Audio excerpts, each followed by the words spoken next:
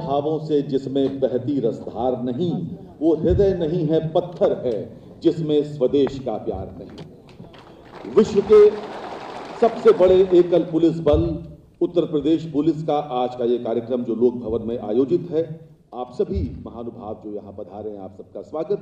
माननीय मुख्यमंत्री महोदय मंच पर पधार चुके हैं। सर्वप्रथम आगत अतिथियों का स्वागत सम्मान मैं अनुरोध करूंगा उत्तर प्रदेश के पुलिस महानिदेशक श्री देवेंद्र सिंह चौहान जी से। कृपया माननीय मुख्यमंत्री महोदय का स्वागत करें।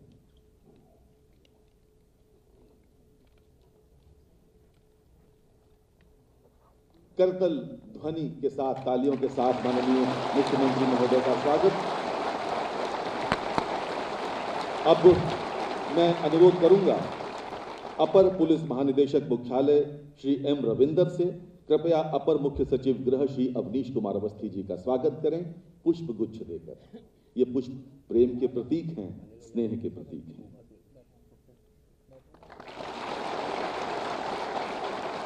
मैं अनुरोध करूंगा श्री एस के भगत पुलिस महानिरीक्षक मुख्यालय से कृपया अपर मुख्य सचिव सूचना श्री नवनीत सहगल जी का स्वागत करें।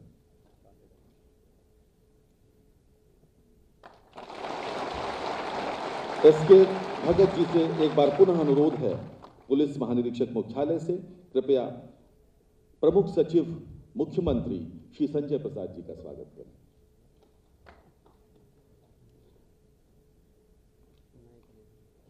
और इसी के साथ ये कड़ी, आज का दिन हम सब के लिए बहुत महत्वपूर्ण है। ये दिन क्या है, इसकी विशेषता क्या है, ये बताने के लिए और आप सबके औपचारिक स्वागत के लिए मैं अनुरोध करूंगा पुलिस बल के मुखिया पुलिस महानिदेशक उत्तर प्रदेश से श्री चौहान साहब से श्री देवेंद्र सिंह चौहान से कृपया मंच पर पधारें, अपना स्वागत उद्बोध।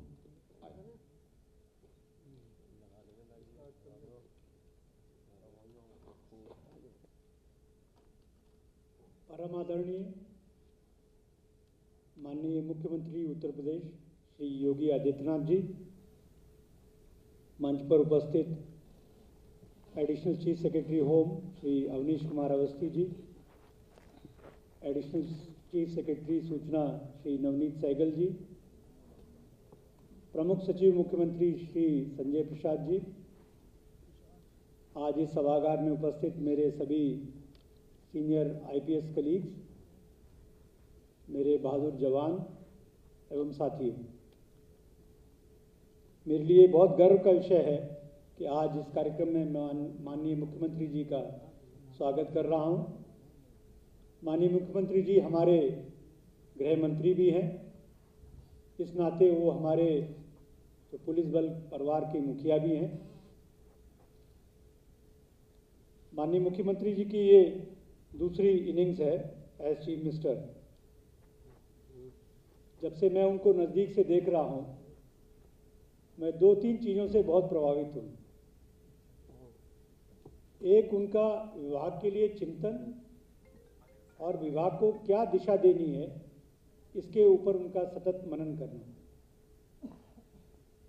दूसरा, उनके हृदय में सबसे पहले कांस्टेबल, हेड कांस्टेबल रहता है, जो किसी भी फोर्स की नींव होते हैं। जो फोर्स के अधिकारी होते हैं, फोर्स के जो लीडर्स होते हैं, उनकी अपनी अलग रिक्वायरमेंट्स होती हैं काम करने की, और उसके अनुरूप, चिंतन के अनुरूप सतत वो कार्य करते रहते हैं। आपने देखा होगा कि आज उत्तर प्रदेश का जो पुलिस बल है वो विश्व का सबसे बड़ा पुलिस बल है। 4.5 लाख पुलिस बल की संख्या है। भारत में ही नहीं, विश्व में कहीं भी इतना बड़ा पुलिस बल नहीं है। और जब से आपने मुख्यमंत्री पद संभाला है, इस फोर्स के जनसंख्या में 1.5 लाख की बढ़ोतरी है।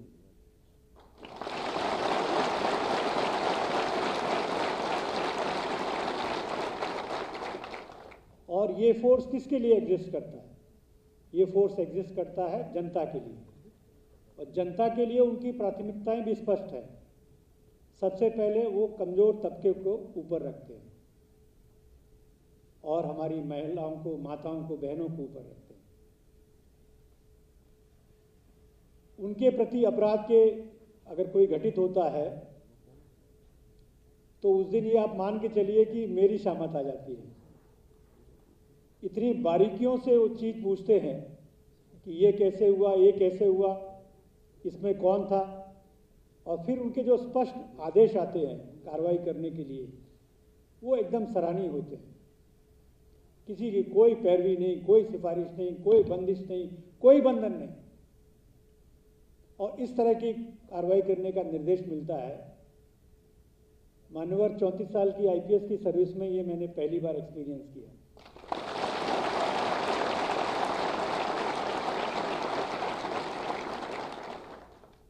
उस हिसाब से उत्तर प्रदेश पुलिस के वर्किंग के लिए बहुत आसान इस समय वर्किंग कंडीशंस है। और आज जो ये कार्यक्रम हो रहा है, इसमें हमारा जो फिजिकल इंफ्रास्ट्रक्चर है उसके लिए एक मील का पत्थर ये साबित होगा। इसमें हमारे टोटल मान्यवर 600 जो है निर्माण कार्य चल रहे हैं, जिसमें करीब अब तक 5,543 करोड़ की जो है धनराशि उत्तर प्रदेश सरकार के द्वारा दी गई। आपकी जो घोषणाएं हैं उसके अनुरूप ये कार्य चल रहे हैं। और डिटेल में पुलिस के मॉडर्नाइजेशन के लिए भी इंफ्रास्ट्रक्चर खड़ा किया जा रहा है, जिसमें 4 हमारे जो एफएसएल हैं उनको भी हमने सॉफ्ट लॉन्चिंग कर दिया है, उस पर काम चल रहा है। इन सब का जो पूरा तात्पर्य है वो अच्छी पुलिसिंग के लिए व्यवस्था उपलब्ध कराना। उत्तर प्रदेश पुलिस ने, मुझे आपको बताते हुए हर्ष और खुशी है कि वर्ष 22 में ही केवल मैं आपको बता रहा हूँ कि योजनाबद्ध तरीके से काम करते हुए न केवल सभी त्योहारों को और जितने कार्यक्रम जहाँ पर ज़्यादा जनता एकत्रित होती है उनको ठीक से संपन्न कराया है। गैंगस्टर और माफिया के खिलाफ एक सतत कार्रवाई चल रही है। पूरे प्रदेश में 2,241 अभियोग पंजीकृत किए गए माफिया के खिलाफ एवं 8,758 अभियुक्तों के विरुद्ध कार्रवाई की गई है। और अब तक 14 अरब 88 करोड़ 53 लाख 60,929 रुपए की जो है उनकी अवैध संपत्ति का जब्तीकरण किया गया है। ये जो पुलिस बल ने कार्रवाइयाँ की हैं, जनता में इसका जयघोष चल रहा है और इसीलिए जनता ने आपको इतनी मात्रा से वोट दिया, माताओं बहनों ने, कि आपकी आज दूसरी पारी आज प्रारंभ हो रही है।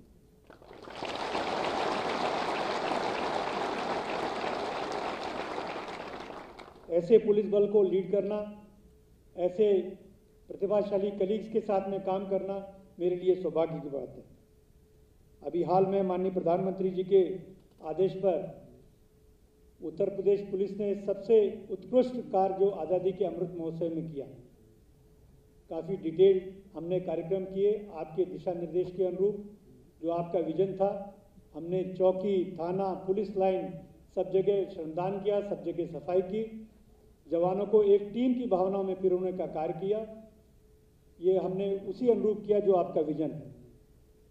मान्यवर में ज़्यादा समय नहीं लूँगा और मैं आपका आज के इस कार्यक्रम में स्वागत करता हूं और मुझे पूरा विश्वास है कि उत्तर प्रदेश पुलिस आपके निर्देशों के अनुरूप, आपकी जो विचार है उसके अनुरूप कार्य करेगी।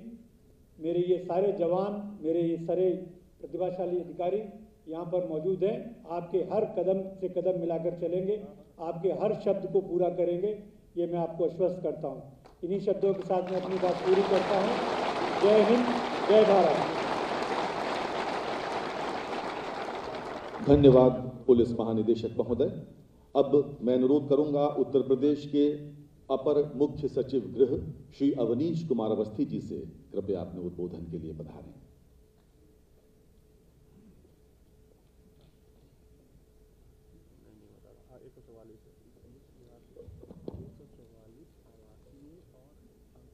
आज इस कार्यक्रम के मुख्य अतिथि हमारे माननीय मुख्यमंत्री जी योगी आदित्यनाथ जी, हमारे अपने गृह मंत्री जी, मैं चाहूंगा सर्वप्रथम कि हमारे बाजुओं के बल, जैसा अभी डीजीपी साहब ने कहा था, एक बार ताली बजाकर जो है सर का स्वागत करने की कृपा करें।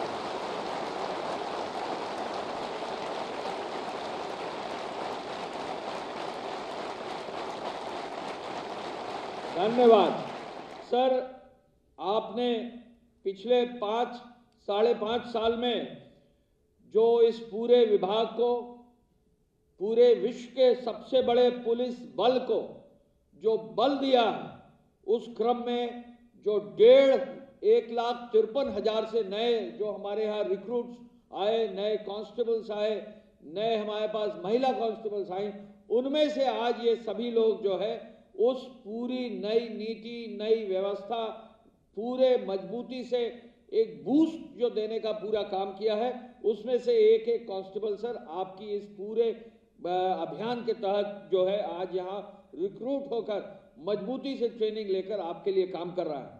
सर आज सुबह आप सभी कांस्टेबल से मेरी 1-to-1 चर्चा हुई और आपको जानकर खुशी होगी सर कि इसमें ज़्यादातर सभी जो है बहुत हाईली क्वालिफाइड कांस्टेबल्स हैं।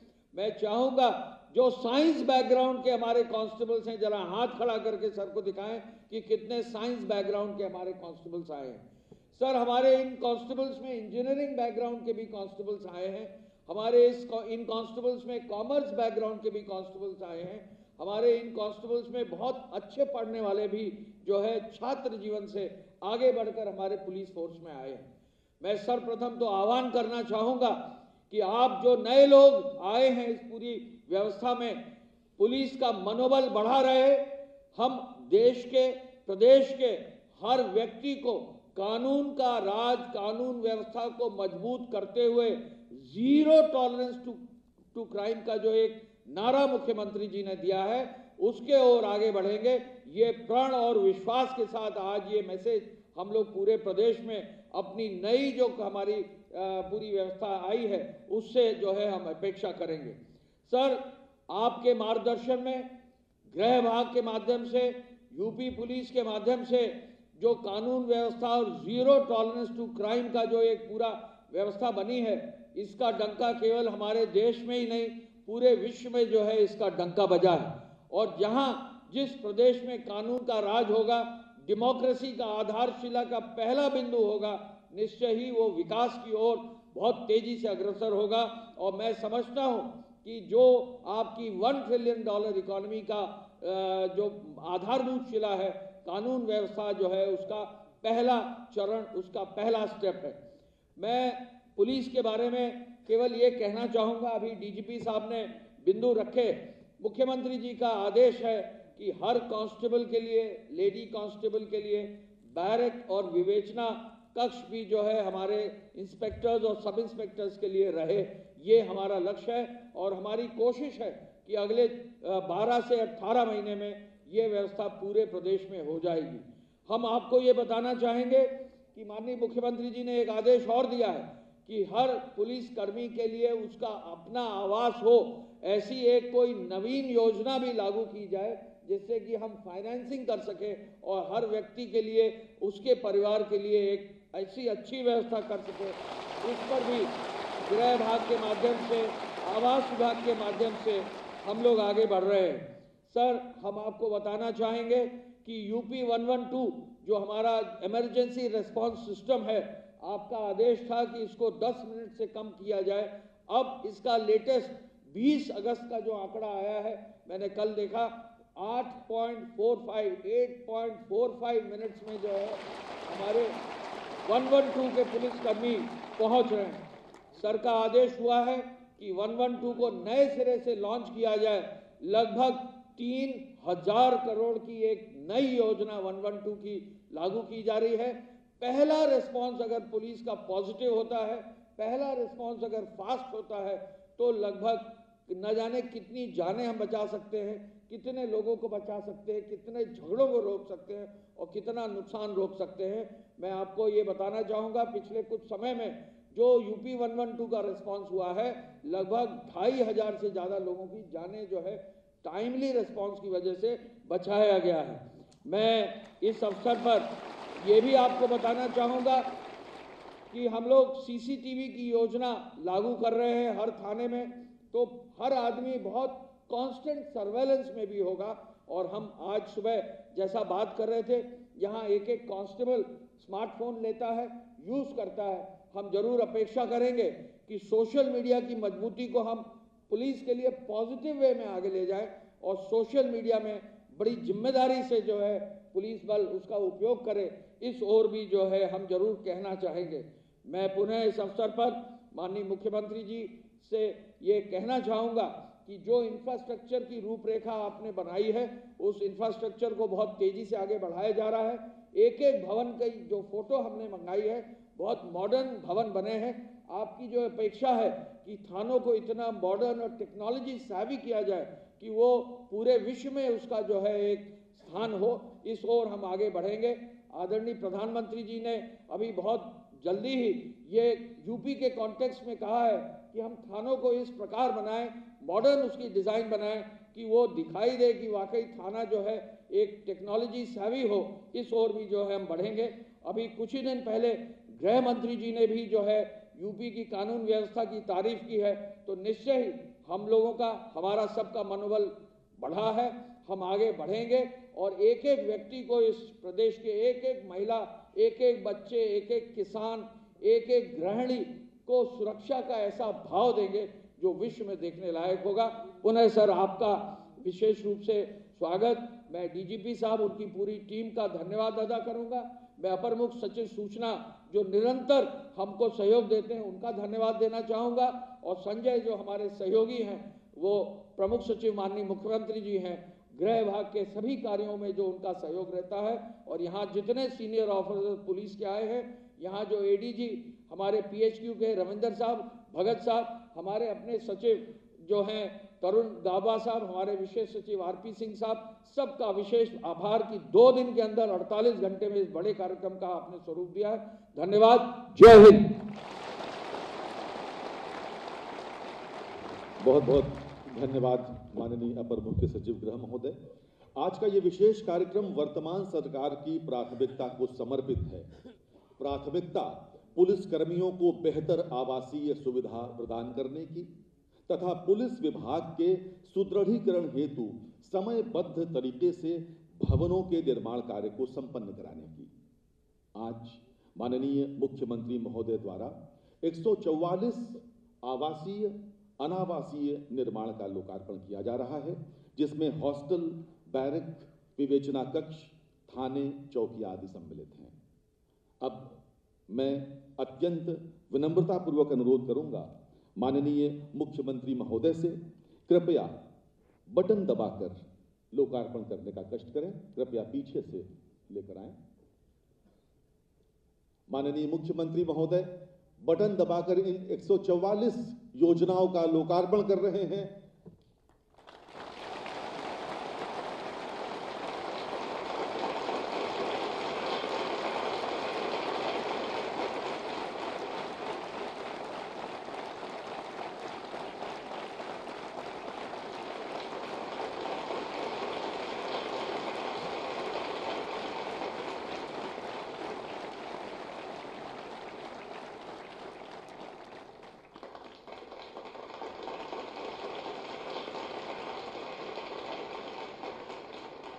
एक 144 योजनाएं हैं मान्यवर, आज जिनका लोकार्पण आपके कर कमलों से हुआ है।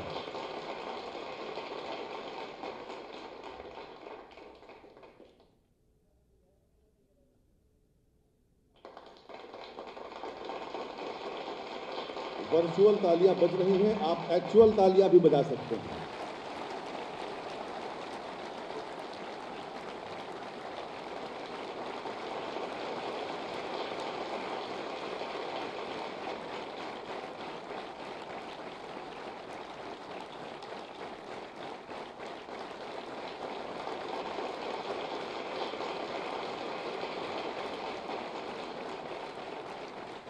बहुत बहुत धन्यवाद।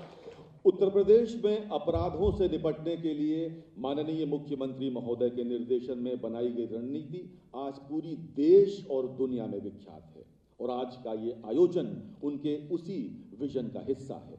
अब मैं माननीय मुख्यमंत्री महोदय श्री योगी आदित्यनाथ जी को उनके आशीर्वचन के लिए आमंत्रित करता हूं। माननीय मुख्यमंत्री महोदय।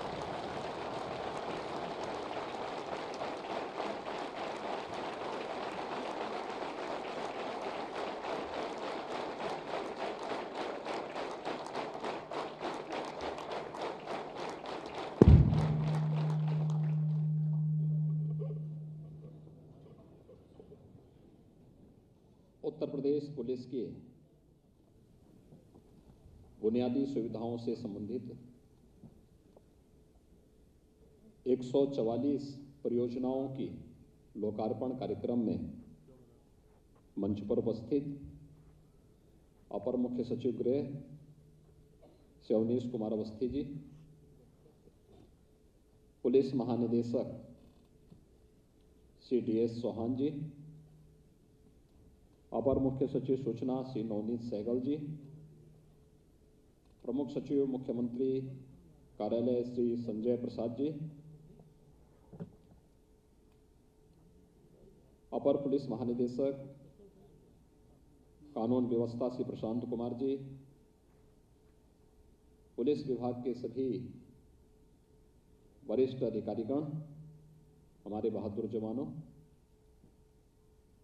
और प्रदेश भर से उन सभी 41 जनपदों से जहां से जुड़ी हुई 144 ये परियोजनाएं आज यहां लोकार्पित हुई हैं, उन सभी स्थानों पर भी उपस्थित सभी पुलिस के हमारे अधिकारी और पुलिस विभाग के सभी जवान और उपस्थित भाइयों बहनों, मैं सबसे पहले दुनिया के सबसे बड़े पुलिस बल को रुपये 260 करोड़ रुपए की लागत की 144 परियोजनाओं को लोकार्पित करते हुए अत्यंत आह्लादित हूं। मैं इसके लिए पूरे पुलिस बल को हृदय से बधाई देता हूं।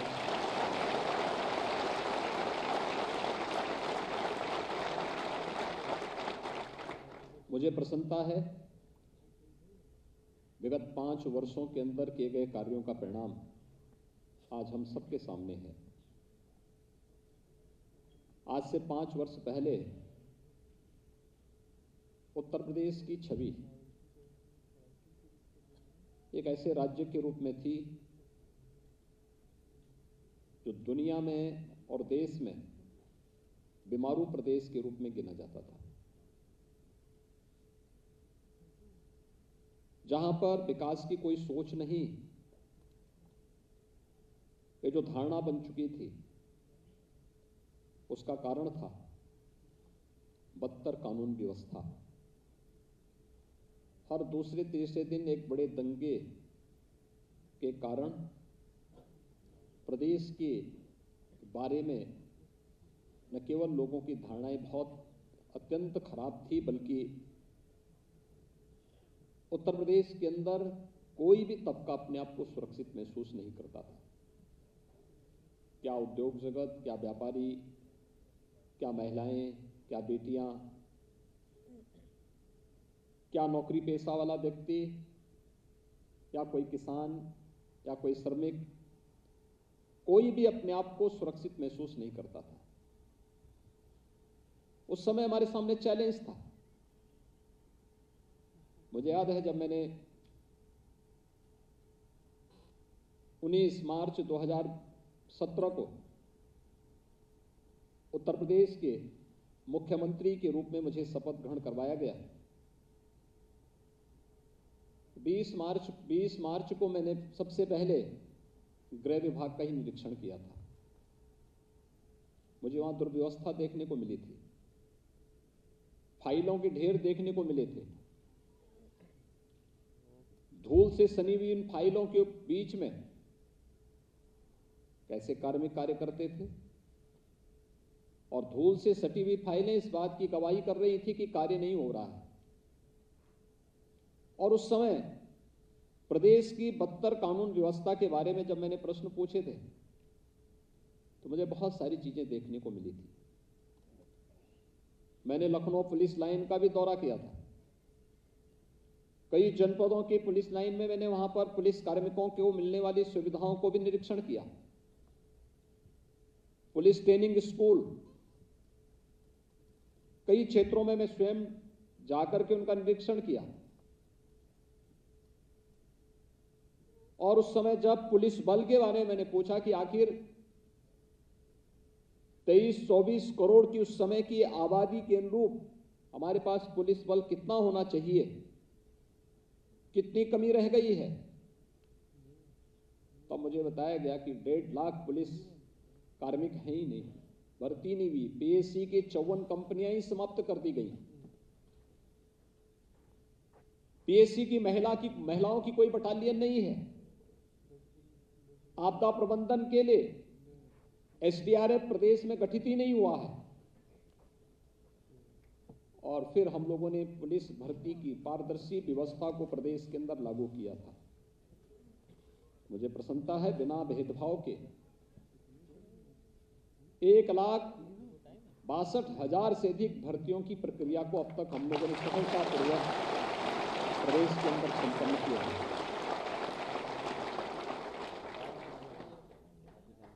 भर्तियां करना ही उचित उसका समाधान नहीं था। भर्ती होने वाले कार्मिकों की उचित ट्रेनिंग की व्यवस्था भी हो। ट्रेनिंग की क्षमता को दोगुनी तिगुनी किया गया। हम केवल कार्मिक भर्ती और उन्हें ट्रेनिंग तक ही सीमित नहीं रखेंगे, बल्कि समय की रफ्तार के अनुरूप हमें देश ही नहीं दुनिया के सबसे बड़े पुलिस बल को रखना है। इसके लिए उसके आधुनिकीकरण की भी एक व्यवस्था बनाई गई। प्रदेश में पहली बार 18 प्रक्षेत्रीय मुख्यालयों पर साइबर लैब्स की स्थापना की गई। एफएसएल की जो लैब्स थी उनकी स्थापना के लिए भी प्रदेश सरकार के स्तर पर कार्रवाई आगे बढ़ाई। जो पहले 4 थी उसे बढ़ाकर के 12 तक पहुंचाई गई। प्रदेश के अंदर एसएसएफ का गठन किया गया, स्पेशल सिक्योरिटी गार्ड, और अन्य हर एक क्षेत्र में कुछ न कुछ नया करने का परिणाम है। विगत 5 वर्ष के अंदर जो कार्य हुए, जिस फील्ड में हम लोगों ने कार्य किया और जिस तत्परता के साथ हम लोग लेकर के आए, जिस जवाबदेही के साथ एक टीम वर्क काम किया, आज उसका परिणाम है कि उत्तर प्रदेश की कानून व्यवस्था देश के लिए एक नजीर बनी हुई है। हम प्रयास करेंगे तो परिणाम भी हमारे पक्ष में आएगा। और मैं तो इस बात को मानता हूं कि उत्तर प्रदेश ही नहीं, देश के इतिहास में पहली बार होगा। अक्सर पुलिस की कार्यप्रणाली सरकारों को कटघरे में खड़ा करती थी। पहली बार हुआ है जब प्रदेश के विगत विधानसभा चुनाव में कानून व्यवस्था एक मुद्दा था और उस आधार पर आधी आबादी ने तो केवल उस आधार पर सरकार के समर्थन में अपना वोट पोल किया था। प्रदेश निवेश के सबसे अच्छे गंतव्य के रूप में उभरा। जिस प्रदेश में कोई आना नहीं चाहता था, जो पहले से निवेश किए हुए थे, वह उद्यमी, वह व्यापारी यहां से पलायन कर रहा था, उस उत्तर प्रदेश में देखते ही देखते 4 लाख करोड़ रुपए से अधिक का निवेश हो जाए, यह अपने आप में एक नया मॉडल था। और आज मैं कह सकता हूं, देश और दुनिया का कोई ऐसा उद्यमी नहीं जो उत्तर प्रदेश के अंदर निवेश न करना चाहता है। और व्यक्ति चाहता है उत्तर प्रदेश में निवेश होना चाहिए। बेहतर कानून व्यवस्था की स्थिति, अभी विगत दिनों जो कार्यक्रम प्रदेश के अंदर चले हैं, कोई कल्पना करता था कि धर्मस्थलों से माइक बिना किसी विवाद के उतर जाएं? यह भी हुआ है प्रदेश में। ये कोई मानता था कि कोई भी सड़कों पर कोई धार्मिक कार्यक्रम नहीं होंगे? यह भी संभव हुआ है। इसने प्रदेश की छवि को बदला कि वाह, उत्तर प्रदेश में क्या हो रहा है। उत्तर प्रदेश ने तो कुछ आमूलचूल परिवर्तन करके रखे हैं। और ये एक सजग पुलिस बल के दम पर, बल पर, और पुलिस की धमक जो एक अपराधी के मन में भय पैदा करे, लेकिन एक कॉमन मैन के मन में एक सम्मान का भाव भी पैदा करे। और वही आज उत्तर प्रदेश पुलिस उसी दिशा में अग्रसर हुई है और उसे उसी मार्ग पर आगे बढ़ करके अपनी मंजिल को प्राप्त करना है। और इसी दिशा से आज यहां पर हम सब एकत्र हुए हैं। इसके लिए हम लोगों ने पुलिस के जवानों और पुलिस के अधिकारियों के लिए बुनियादी सुविधाओं को भी वहां पर देने का कार्य किया। बैरक नहीं थे।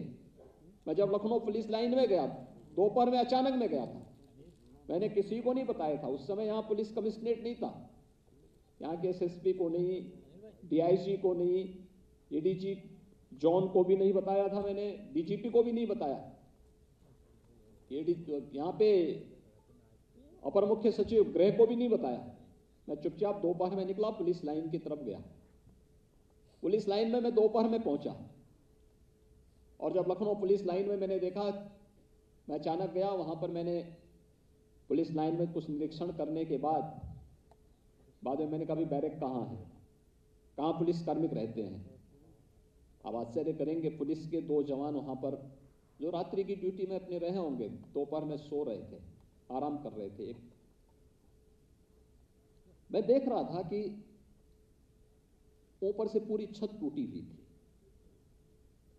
एस्बेस्टस की सीट थी, एस्बेस्टस भी गायब था ऊपर से, और उसके नीचे एक टूटी हुई चारपाई में वो जवान लेटे हुए थे। मैं जैसे वहां अंदर गया तो जवान अपना आंख मलते हुए मेरी तरफ देखा। मैंने कहा, नहीं आप सही देख रहे हैं, लेकिन आप यहाँ पे इस ऐसे में कैसे रहते हैं? यहाँ तो सांप होंगे, बिच्छू होंगे, आप लोगों को भय नहीं रहता है? बेचारा संकोच में आ गया। मैंने कहा, नहीं आप आराम करिए, मैं आपको डिस्टर्ब करने के लिए नहीं आया हूं, मैं केवल देखने के लिए आया हूं। और फिर मैं आया, मैंने कहा, गृह विभाग की बैठक ली। मैंने कहा, आखिर अच्छी बैरक क्यों नहीं बन सकते? कहा पैसा लगेगा। मैंने कहा, कितना पैसा लगेगा? एक साथ मैंने उस समय 6,000 करोड़ रुपए की परियोजनाओं को उत्तर प्रदेश पुलिस बल और गृह विभाग के लोग स्वीकृत किए। और हमने कहा, देखो पुलिस की जहां पुलिस लाइन नहीं वहां पुलिस लाइन की स्थापना करो। हर पुलिस लाइन में महिला और पुलिस कार्मिकों के लिए बैरक की स्थापना हो, अच्छी और पर्याप्त जगह उन्हें प्राप्त वहां मिले। हर थाने में भी इस प्रकार की व्यवस्था दी जाए, पुलिस चौकियों में भी सुविधा दी जाए। आधुनिकीकरण के साथ साथ उनकी बुनियादी सुविधाओं की ओर भी हमें ध्यान देना होगा। और उन बुनियादी सुविधाओं को आगे बढ़ाने के क्रम में आज मुझे प्रसन्नता है कि हम लोगों ने विगत 4-5 वर्षों के अंदर जिस कार्यक्रम को आगे बढ़ाया था, उसमें से 144 परियोजनाएं आज पूर्ण हुई हैं, अत्याधुनिक सुविधाओं से युक्त हैं। और उन अत्याधुनिक सुविधाओं से युक्त इन सभी कार्यक्रमों को जब कोई जवान दिन में 8 घंटे 10 घंटे, कभी कभी इमरजेंसी के समय उसे 12-12 घंटे 24-24 घंटे ड्यूटी भी करनी पड़ती है। मैं स्वयं देखता हूं, बहुत बार ऐसी स्थितियां आती हैं। मुझे भी स्वयं बहुत बार मैं देखता हूं, सुबह 6 बजे से मेरी जब दिनचर्या प्रारंभ होती है, रात्रि भर जगना पड़ता है जब कानून व्यवस्था की कोई समस्या पैदा होती है। और रात्रि भर मुझे भी पूरी टीम के साथ जगना पड़ता है, रुकना पड़ता है, देखना पड़ता है, जब तक कि हम सफलता के किसी एक निष्कर्ष पर नहीं पहुंच जाते हैं, तब तक हम लोग प्रदेश की कानून व्यवस्था के साथ किसी भी प्रकार की कोई खिलवाड़ स्वीकार नहीं कर सकते। और उन स्थितियों में मैं देखता हूं जवान या अधिकारी, पुलिस के अधिकारीगण बाहरी क्षेत्रों में उन स्थितियों को संभालने में जब अपनी पूरी ताकत लगाते हैं, हम लोगों को भी रुकना पड़ता है। लेकिन जब वह अपनी ड्यूटी के बाद 8 घंटे 10 घंटे 12 घंटे 15 घंटे या 20 घंटे की ड्यूटी के बाद जब वापस आए और तब भी उसको लेटने के लिए जगह न मिल सके, सुरक्षित स्थान न मिल सके, साफ सुथरी जगह न मिल सके, मेस में भोजन अच्छा न मिल सके, कितने दिन वह काम कर पाएगा? एक चैलेंज था हमारे सामने। और मुझे प्रसन्नता है ये सभी परियोजनाएं एक एक करके अब पूरी होती भी जा रही हैं। और हम बहुत शीघ्र उत्तर प्रदेश के उत्तर पुलिस बल को हम लोग बेहतरीन अत्याधुनिक सुविधाओं से युक्त बैरक और उनके आवासीय सुविधाओं को उपलब्ध कराने में सफल होंगे।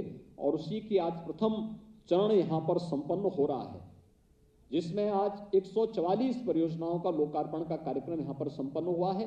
मैं इसके लिए हृदय से बधाई देता हूं, अपनी शुभकामनाएं देता हूं। उत्तर प्रदेश पुलिस बल से मुझे कुछ मुद्दों पर अभी ये भी बात कहनी है कि हमने उत्तर प्रदेश पुलिस बल को वहां पर पहुंचाया है जहां पर वो देश के लिए रूल ऑफ लॉ की जब बात होती है, आज देश के अंदर हर एक जगह एक नाम गूंजता है यूपी के मॉडल के बारे में। कानून व्यवस्था का यूपी का जो मॉडल है, यूपी ने जो कुछ करके दिखाया है, वह देश के लिए एक उदाहरण बनता जा रहा है। लेकिन अभी भी हमें इस बात को देखना होगा, हमने तकनीक अपनाया है, हमने पुलिस के आधुनिकीकरण पर ध्यान दिया है, लेकिन हमें इस बात को ध्यान रखना होगा, तकनीक आवश्यक है, लेकिन तकनीक की आवश्यकता के साथ ही मानवीय संवेदना हमारी गायब नहीं होनी चाहिए। इतनी निर्भरता हमारी तकनीक पर नहीं होनी चाहिए। हम तकनीक को संचालित करें, प्रदेश की कानून व्यवस्था के लिए महत्वपूर्ण है, लेकिन हम तकनीक में ही कैद होकर के न रह जाएं। इस दृष्टि से आज सबसे बड़ी चुनौती हमारी सामने होगी, पुलिस की अपरंपरागत छवि को ब्रिटिश पुलिस से हट करके भारतीय पुलिस के रूप में, यूपी पुलिस के रूप में अपनी एक नई छवि को स्थापित करने के समय हमें नए प्रयास करने होंगे। और इसके लिए कुछ थोड़े थोड़े प्रयास हम कर लें, बहुत कुछ हो सकता है। सबसे पहला, ये यूनिफॉर्म की सबसे बड़ी ताकत है आपका अनुशासन, आपकी समयबद्धता, और इस अनुशासन को बनाए रखते हुए अगर हम समयबद्ध तरीके से आगे बढ़ते हैं, कोई कारण नहीं कि आम जन के मन में आपके प्रति श्रद्धा और सम्मान का भाव जागृत न हो। हम इस बात को हमेशा देखते हैं कि हर व्यक्ति पुलिस की शिकायत करता है, तो मैं अक्सर बोलता हूं उनसे कि भाई ठीक है, हम पुलिस को वहां से हटा देते हैं। अरे नहीं साहब, ये नहीं करना है। मैं कहता हूं यार देखो, शिकायत भी आप कर रहे हैं, हटाने के लिए भी मना कर रहे हैं। अरे सुरक्षा तो, फिर बोलते हैं कि नहीं सुरक्षा तो वही दे रहे हैं। आखिर कोई कहां कारण है जहां पर अभी भी उस सुरक्षा देने के बावजूद भी व्यक्ति प्रश्न के दायरे में हमें खड़ा करता है? कोई बात तो होगी, कहीं तो कोई कारण होगा, और उन्हीं बातों को चिन्हित करने की आवश्यकता है। आज आपके पास संसाधनों की कमी नहीं है, पुलिस बल की भी कमी नहीं है। मैं देख रहा हूं जिन थानों में पहले 25-30 पुलिस कार्मिक होते थे, आज वहां पे 60, 70, 75 तक पुलिस कार्मिक हैं। क्षमता लगभग दुगनी हुई है, सुविधाएं बढ़ी हैं, हर प्रकार से शासन ने अपनी सुविधाओं को देना प्रारंभ किया है, कहीं कोई समस्या नहीं है। लेकिन कोई कारण तो होगा जो आज भी हमारी छवि को ब्रिटिश पुलिस से भिन्न नहीं कर पा रही है। देश की आजादी के 75 वर्ष इस देश ने अभी हर्षोल्लास के साथ, उत्साह और उमंग के साथ आदरणीय प्रधानमंत्री जी के मार्गदर्शन और नेतृत्व में पूरे देश ने आजादी का अमृत महोत्सव मनाया है। क्या हमारी जिम्मेदारी नहीं बनती कि हम अपनी उस परंपरागत छवि से हटकर के अपराध और अपराधियों के प्रति जितने सत्य दिखने चाहिए, एक कॉमन मैन के प्रति हम उतने ही संवेदनशील भी दिखाई दें, और इस दिशा से उस छवि को बदलने के लिए और आम नागरिक के मन में एक विश्वास पैदा करने के लिए थोड़े परिवर्तन और थोड़ी सी हम प्रयास कर लें, और हो सकता है। खासतौर पर आपने देखा होगा, एक तो आने वाले किसी व्यक्ति के साथ प्यार से संवाद करना, बातचीत करना। कोई व्यक्ति शिकायत लेके आ रहा है, उसकी शिकायत जायज भी हो सकती है और नाजायज भी हो सकती है। हम उसकी शिकायत को सुने, देखें, और फिर मेरिट के आधार पर उसके निस्तारण की कार्रवाई को समयबद्ध तरीके से कर लें। मेरिट हमेशा हमें ध्यान रखना होगा। कोई भी व्यक्ति जो उत्तर प्रदेश की इस 25 करोड़ की आबादी का है, या उत्तर प्रदेश में आने वाला है, या उत्तर प्रदेश के अंदर रह रहा है, उस प्रत्येक व्यक्ति की सुरक्षा हमारी जिम्मेदारी है, और हमारे माध्यम से उसको सुरक्षा का एहसास करने का भी पूरा अधिकार होना चाहिए। इस दृष्टि से हम सबकी जिम्मेदारी बनती है कि हम उसके साथ पहले बहुत अच्छे व्यवहार से उसके सामने, अपने व्यवहार के माध्यम से उसके मन में एक अच्छी छवि प्रस्तुत करें, फिर मेरिट के आधार पर उस समस्या का निस्तारण करने में अपना योगदान दें। कुछ हम प्रयास करें तो बहुत कुछ परिवर्तित हो सकता है। और खासतौर पर हम देखते हैं अक्सर ट्रैफिक, हमने विगत दिनों कुछ कार्यक्रम चलाए थे कि जितने टैक्सी स्टैंड हैं, जिनको फर्जी तरीके से, कुछ गलत तरीके से तत्व घुस करके कहीं पर भी चौराहे पर अवैध वसूली करने लगते हैं, इन सबको हटाओ, सख्ती से रोको, सख्ती की जानी चाहिए इन पे। अवैध टैक्सी स्टैंड को, बस स्टैंड को, किसी प्रकार के अवैध और अनैतिक गतिविधियों को हम रोक सकते हैं। संवाद बनाना पड़ेगा, प्रशासन के साथ संवाद बनाना पड़ेगा। हमारी कार्य पद्धति किसी भी प्रकार की अवैध और अनैतिक गतिविधि के लिए भय पैदा करने वाला होना चाहिए। फुट पेट्रोलिंग, अब इतने पुलिस कार्मिक आज के दिन पर हैं कि हम फुट पेट्रोलिंग अलग अलग दिशा में, अलग अलग समय में कर सकते हैं। PRB 112 का बेहतरीन उपयोग कर सकते हैं। लोगों के मन में एक विश्वास होना चाहिए। मुझे याद है अभी 3 दिन पहले आर्मी से जुड़े हुए एक बहुत सीनियर अधिकारी अपने परिवार के साथ यहां मुझसे मिलने के लिए आए थे। उन्होंने कहा मैं रिटायरमेंट के बाद हम लोग यहीं यूपी में ही रह रहे हैं। मैंने कहा यहां लखनऊ कैसे आए? उन्होंने कहा मैं अपनी कार को स्वयं ड्राइव करके आया। मैंने आश्चर्य व्यक्त किया। मैंने कहा इतनी दूरी आपने तय की है, लखनऊ आए? तो उनकी धर्मपत्नी बोल पड़ी। उन्होंने कहा अब यूपी में हमें डर नहीं लगता, अब हम लोग चल रहे हैं पूरी तरह, कहीं कोई समस्या नहीं। उन्होंने कहा कि हम लोग जब चले थे सायंकाल और लखनऊ के लिए प्रस्थान किए तो उन्होंने कहा हर चौराहे पर हमें पुलिस कार्मिक दिखाई दिए, कि आपकी PRB 112 दिखाई दी। देखिए पब्लिक के मन में एक विश्वास है। PRB 112 चौराहे पर है, रात्रि के समय उसकी फ्लश लाइट जल रही है। एक कॉमन मैन के लिए वह एक विश्वास है, सुरक्षा का विश्वास। और यही नहीं, एक अपराधी के लिए वह एक भय भी है कि गलत करेगा तो फिर यही बत्ती उसे अंदर भी करवा देगी। एक भय दिखना चाहिए। CBSE बोर्ड की एक बालिका जिसने अभी हाल ही में CBSE बोर्ड की परीक्षा में सेकेंडरी हायर एजुकेशन में उसने टॉप किया है, पूरे देश के अंदर ऑल इंडिया टॉपर है। वो यूपी की है, शामली की। वह बेटी मुझे मिलने के लिए आई थी और मिलने के बाद अपने परिवार के साथ आई। उसके बाद जब वापस जा रही थी तो मीडिया के लोग मिल गए। मीडिया के प्रतिनिधियों ने पूछा होगा कि कहां से आए? उन्होंने कहा मैं शामली से आई हूं। आप सोचिए, शामली ये वही जगह है जहां किराना का पलायन होता था, कांधला में पलायन होता था। जब उससे पूछा गया कि आपको डर नहीं लगता? उन्होंने कहा साहब तो बेटी, अब कहां हम लोगों को भय लगता, अब तो हम लोग बहुत उसके साथ घर के बाहर जा सकते हैं, बाजार जा सकते हैं, स्कूल जा सकते हैं, कहीं कोई भय नहीं है। यानी CBSE बोर्ड को टॉप करने वाली हाई स्कूल की एक बालिका इस रूप में इतनी बेझिझक अपनी बात को कहती है। ये चीजें दिखती हैं। पुलिस ने कुछ मोर्चों पर काम किया, लेकिन अभी बहुत कुछ किए जाने बाकी है।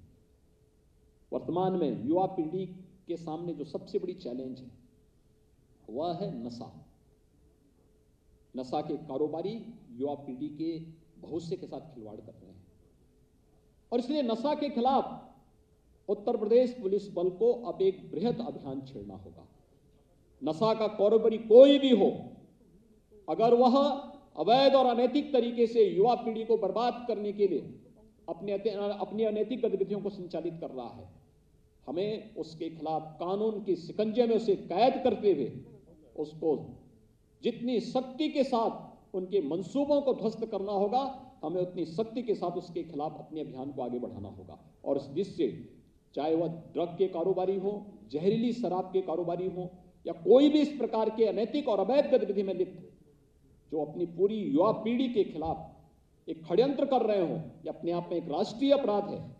उस अपराध और ऐसे अपराधियों के खिलाफ हमारी एक नई मुहिम प्रारंभ हुई है और इस मुहिम में उत्तर प्रदेश पुलिस बल को पूरी मजबूती के साथ आगे बढ़कर के कार्य करना होगा, क्योंकि यह देश को बचाने की एक मुहिम होगी। आज हमारी सबसे बड़ी ताकत देश के अंदर हमारा यूथ है। सबसे बड़ी आबादी यूपी में निवास करती है। और हम गर्व के साथ कहते हैं कि हमारे पास देश का सबसे अच्छा यूथ है, सबसे जुझारू यूथ है।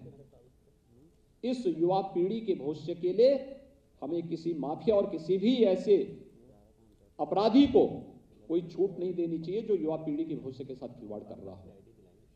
मुझे पूरा विश्वास है कि विगत 5 वर्ष के अंदर जिन कार्यक्रमों को लेकर के यूपी पुलिस बढ़ी है, उन कार्यक्रमों को सफलतापूर्वक आगे बढ़ाने के साथ ही हम प्रदेश के अंदर कानून का राज स्थापित करने के शासन की इस मंशा के अनुरूप अपने कार्य पद्धति को आगे बढ़ाएंगे। पुलिस कार्मिकों को दी जाने वाली इन सुविधाओं को और बेहतरीन करने की दिशा में सरकार पूरी तरह प्रतिबद्ध है।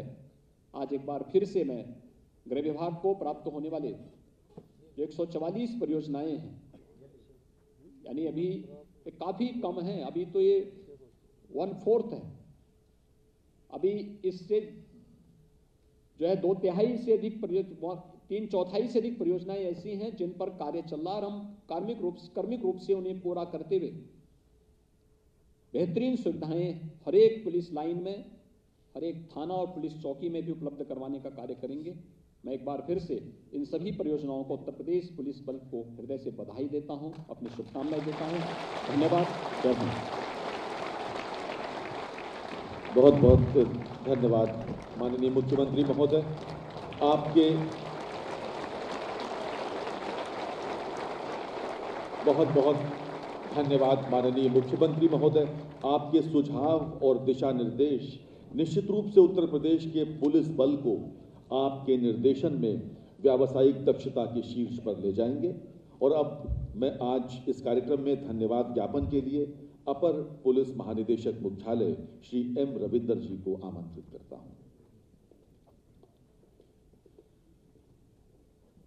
परम आदरणीय माननीय मुख्यमंत्री जी, अपर मुख्य सचिव गृह, पुलिस महानिदेशक उत्तर प्रदेश, अपर मुख्य सचिव सूचना, प्रमुख सचिव माननीय मुख्यमंत्री जी, मंचासीन अधिकारीगण, आज इस कार्यक्रम में पधारे एवं वर्चुअली उपस्थित समस्त महानुभाव और वरिष्ठ प्रशासनिक एवं पुलिस अधिकारीगण तथा साथियों, आज हर्ष का विषय है कि माननीय मुख्यमंत्री जी ने हम पुलिस जन के मनोबल को बढ़ाने एवं पुलिस बल की आधारभूत संरचना को सुदृढ़ किए जाने के उद्देश्य से अपना बहुमूल्य समय हमें प्रदान कर आज 144 आवासीय एवं अनावासीय भवनों का अपने कर कमलों से लोकार्पण किया। मैं अपने समस्त पुलिस परिवार की ओर से हृदय से आभारी होकर माननीय मुख्यमंत्री जी को धन्यवाद ज्ञापित करता हूं।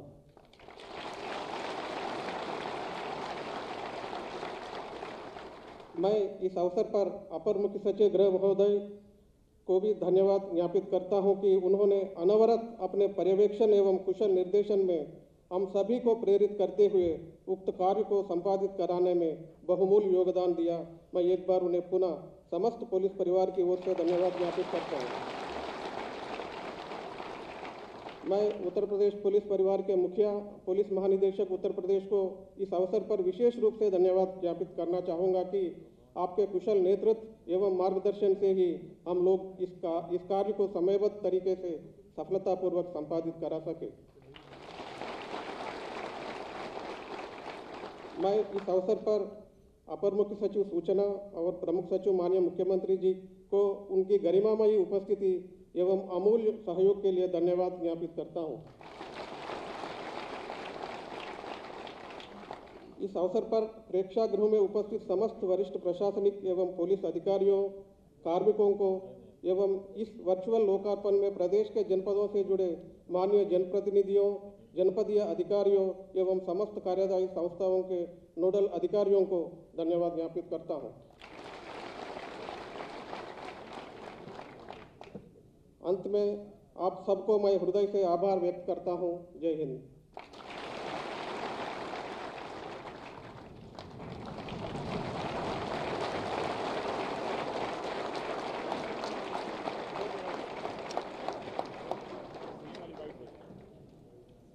इसी के साथ ही कार्यक्रम संपन्न होता है। आपने जिस अनुशासन का परिचय दिया इस कार्यक्रम में, उसके लिए आप सब बधाई के पात्र हैं। और माननीय मुख्यमंत्री महोदय यहाँ से प्रस्थान कर रहे हैं। थोड़े ही समय में जिस अनुशासित तरीके से आप सब इस सभागार में आए थे,